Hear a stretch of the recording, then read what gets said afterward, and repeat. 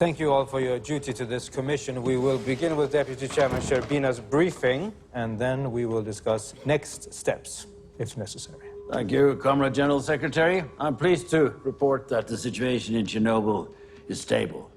Military and civilian patrols have secured the region, and Colonel General Pikalo, who commands troops specializing in chemical hazards, has been dispatched to the plant. In terms of radiation, Plant Director Bricano reports no more than 3.6 Röntgen. I'm told it's the equivalent of a chest X-ray, so if you're overdue for a checkup... And foreign press? Totally unaware. KGB First Deputy Chairman Sharkov assures me that we have successfully protected our security interests. Good. Very good. Well, it seems like it's well in hand, so... If there is nothing else, meeting adjourned. No. Pardon me? We can't adjourn. This is Professor Legasov of the Kurchatov Institute. Professor, if you have any concerns, feel free to address them with me later. I can't. I'm sorry. I'm so sorry. Page 3, the section on casualties. A fireman was severely burned on his hand by a chunk of smooth black mineral on the ground outside the reactor building. Smooth black mineral. Graphite. There's graphite on the ground. Well, there was a tank explosion. There's debris. Of what importance that could be... There's only one place in the entire facility where you will find graphite. Inside the core. If there's graphite on the ground outside, it means it wasn't a control system tank that exploded. It was the reactor core. It's open. Comrade General Secretary, I can assure you that Professor Legasov is mistaken. Bricano reports that the reactor core is intact. And as for the radiation... Yes, 3.6 Röntgen, which, by the way, is not the equivalent of one chest X-ray, but rather 400 chest X-rays. That number's been bothering me for a different reason, though.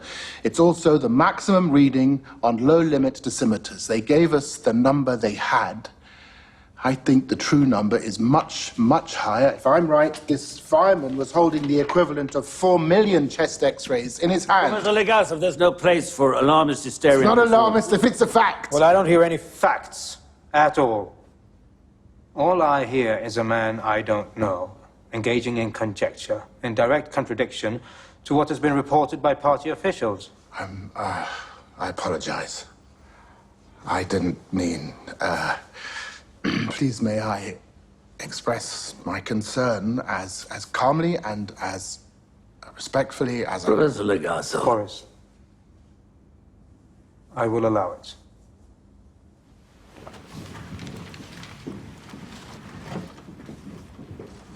An RBMK reactor uses uranium-235 as fuel.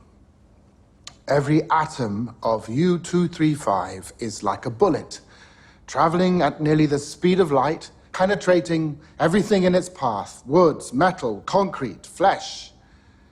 Every gram of U-235 holds over 1 billion trillion of these bullets. That's in 1 gram. Now, Chernobyl holds over 3 million grams, and right now it is on fire. Winds will carry radioactive particles across the entire continent. Rain will bring them down on us. That's 3 million, billion, trillion bullets in the air we breathe, the water we drink, the food we eat. Most of these bullets will not stop firing for 100 years. Some of them not for 50,000 years. Yes, and this concern stems entirely from the description of a rock. Yes.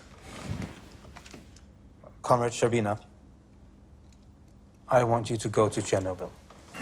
You take a look at the reactor, you personally, and you report directly back to me. Wise decision, Comrade General Secretary. And take Professor Legasov with you.